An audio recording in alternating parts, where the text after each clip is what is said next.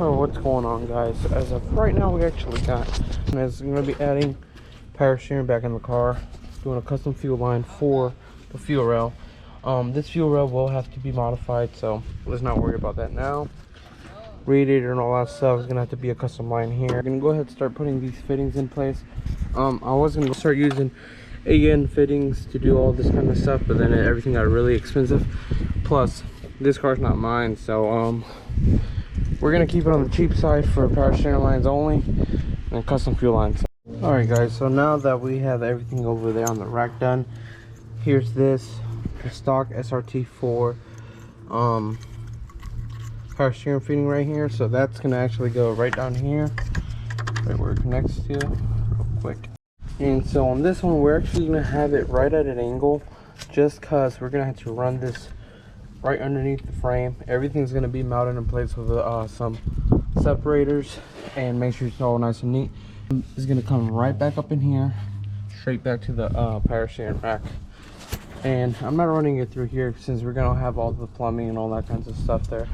So alright, guys, so here we have two pieces of 6-foot rolls. I could get bigger, but I won't be needing that much. This is some power steering lines from Summit Racing that they sell, and it'd be best for our applications here for this Eclipse. So let's go ahead and route them, and then I'm going to show you how things are going to be there. So first things first, let's plug it up over here and then route it out to the back. After a nightmare, finally got that hose back up on here for about 2 inches in there, so just enough. I can tighten it down and finally put that in, as you can tell.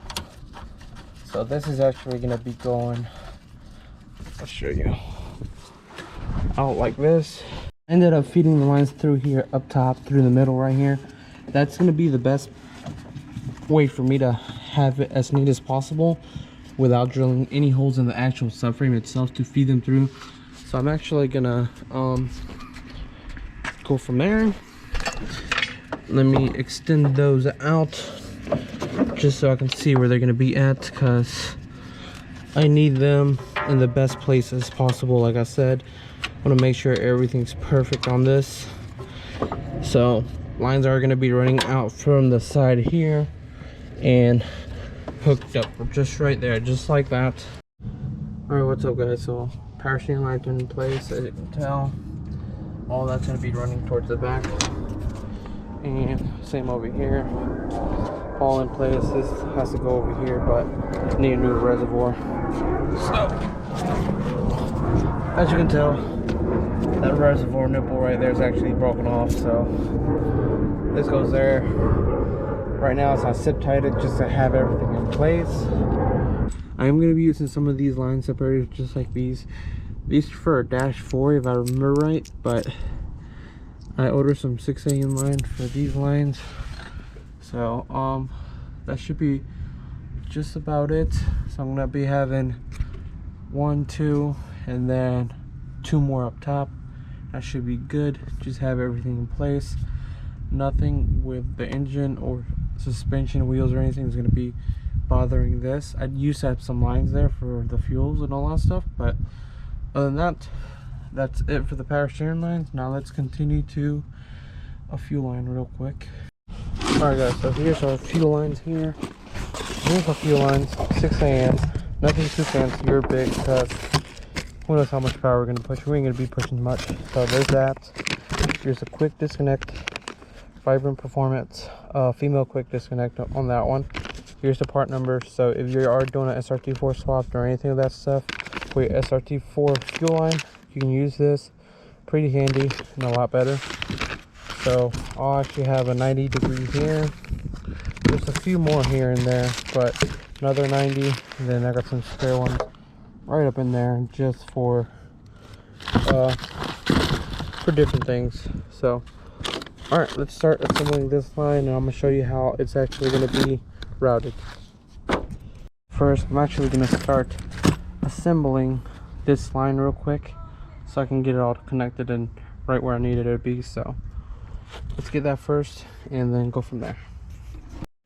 Alright, guys, so here's the AN fitting. Not the best since I don't have the lights or anything for these AN fittings, so that'd be fine. All right guys, as you can tell, everything's done for power sharing. Line's done, that's done. It just plugs right up in there and just put a clamp on. But fuel line is officially done as well. So as you can tell, it has a quick disconnect there, connects to your main line here, and it goes to a 90 over here. I left a little bit of slack on here, just enough to give me some room for the piping and all that stuff for the future to do for the turbo. So other than that, that should be it. I still got to do the radiator hoses and all that stuff, but I'm gonna have to figure out what I'm gonna do here with this little issue right here, since this sits a little bit higher than the HUD. Right now it's the next day. I'm not sure what I'm going to do here, but I do have some hoses here. These are for mock-up. These are a little bit too big, so these are for JZ. I have a lot of JC parts laying around. This housing up top is actually going to be replaced because I need a Srt4, which is actually a lot shorter, and it points out this way, so it'll actually be perfect for what I need it whenever I have the housing. As you can tell, it'll sit just similar to that. This one is the backside hose for JZ. I might have spare hoses here that could work, but and this is the upper one. Upper one would be perfect, but this one would be perfect for the bottom side here, as you can tell, but slightly too short for me. Like, I won't be able to clamp it on, so I'm actually gonna go ahead and go to the parts store real quick to Advance and go find one real quick from them, but either similar to this or this one. So hopefully they have something in stock, and we'll see what happens. And if I find something, I will put the link of the part number down below. But as you can tell, this one actually fits perfect how I want it, without any crimps or anything of that sort. So I'm on the way back, and Advance is down the road for me, so it's like literally a minute drive for me. But I think I found the perfect hose for the swap, so let's see how lucky I am. And other than that, you can tell this is for JZ, so it's gonna be perfect as well. Did have to chop off a little bit, but let me get some light. Here's the lower hose. You can tell, perfect there. No problems, no any kind of issues of being in the way of anything. I'm gonna go ahead and start doing the, start putting the bypass hoses here for the heater hose, and I'm gonna delete the actual oil cooler hoses as well, and then do a bigger oil filter housing on this one. So let's start doing that real quick. Let me get the hoses over here and start actually remove every little thing on this thing, so don't need that. So here it is. These are quite expensive online from Mopar from what I saw, but I had it laying around, so let me go ahead and do that now. Alright, what's up guys? So I'm finally back with this again. So I kind of been so busy the past couple of days, and I've been getting home late, so it's kind of dark for me to work with. But I'm gonna do a real quick thing here. So got this hose right here. I'm actually gonna be using some of the AN line I have for this, so it'll work for coolant. So little short hose here, that's that. Start hooking up the heater hoses, and then the main water pump inlet hoses over here, and the one for my thermostat housing over there. So I already have some old ones here. I still gotta inspect them, make sure they're in perfect shape. As you can tell, this one probably looks good, not so good as you can tell. And then I have these here. They're not in good shape, but I could actually use these for going out over there to the parts store real quick to check out the hose sizes, because I really don't need much right now for this stuff. So other than that, as you can tell, this is in place. Lower JZ Radiator hoses in place. I do need an aftermarket one, because the aftermarket ones are slightly smaller, so that'll actually be perfect, but for now that'll do. And yeah, other than that, I do have some radiator hose over here. Don't look at my car, because put new wheels on it. I'm just kidding. I'll let y'all see that. But there was some radiator hose over here. Where did it go? It's not here. Not even here either. Shoot. I'm gonna go have to find some. Shit. So guys, I actually have a line right here, the A in line, as you can tell right there.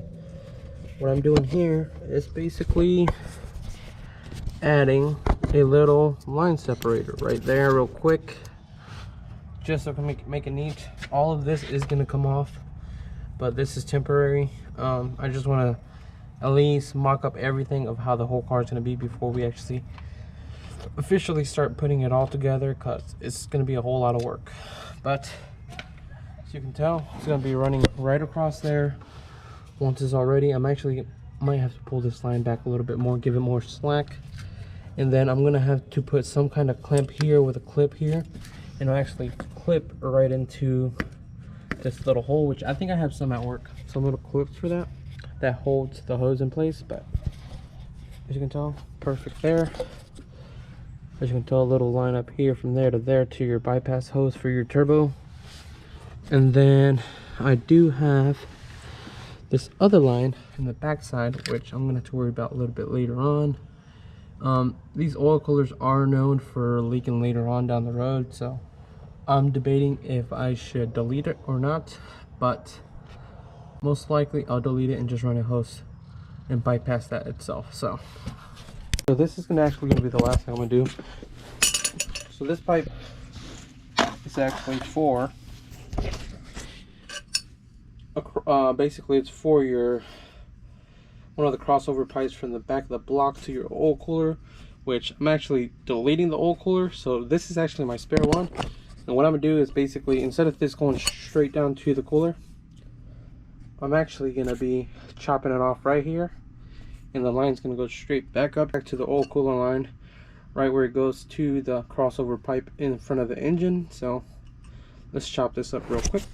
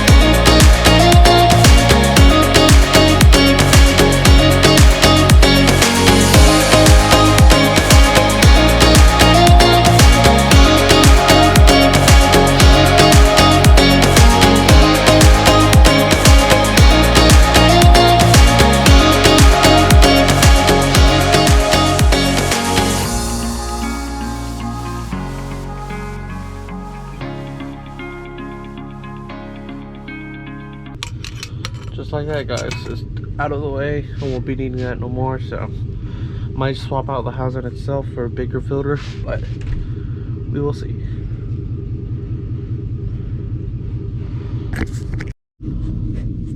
Guys, so here's the one I'm going to be using to bypass the thing. This is the old one. I don't really need it, but I'm going to keep it just in case. So all I did is I had a spare one here, so it was chopped off right in the middle here and then pushed over this new coolant hose right here. So that's all. And there you go, guys. I'm putting this back on real quick. So this is gonna go here and it's gonna connect up over there, like I said. Connect this first.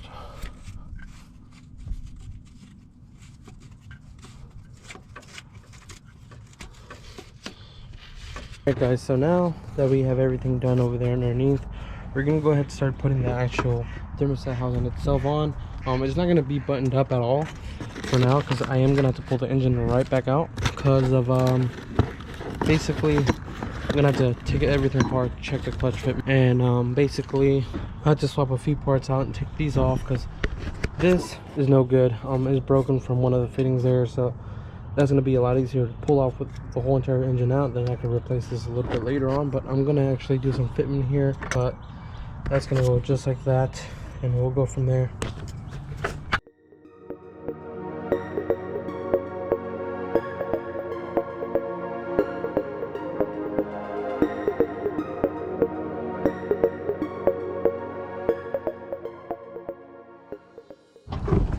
Alright guys, so I have this hose here.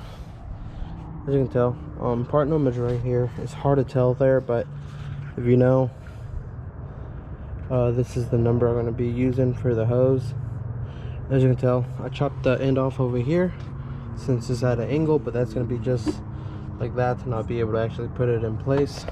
I'm going to have to shorten this down a little bit more, so let's go ahead and cut this off. Guys, as you can tell, that's how the hose is going to be. I wish I had something out like towards this, like at an angle. It would be a lot better, but as of right now, that's going to be the best hose I can have that I've had around, because none of these are going to work. So at least from what I know of, we're going to use leave that as is and do that. And there you go guys. So as you can tell, not everything's actually going to be put in place all the way, like I said, because it's going to be all taken apart again. But either way, I'm going to have to get everything marked up. And I still got to do this. I forgot all about this. But I'm going to have to actually turn this around, cut it here, and point it this way. Since I got this quick disconnect right there, that's going to be popping right in place. But other than that, guys, that should be it for the cooling system. I am going to have to add my coolant reservoir over here and go from there. But that should be it, guys. It's actually coming in handy. In the next video, you're going to see all the turbo stuff getting here done. I already got all the parts here for it. So stay tuned guys, and hopefully you love the build, and I'll try to have every part that I have on this car, so if you ever plan on doing it, do it yourself. And it's actually a lot cheaper than it is, guys. All it is a custom mount over here, like I did the last video. As you can tell, all nice and neat, so it fits in perfectly. So as you can tell, a lot of clearance for a lot of things. So hopefully you enjoy, guys. So other than that, I'll see you on the next one.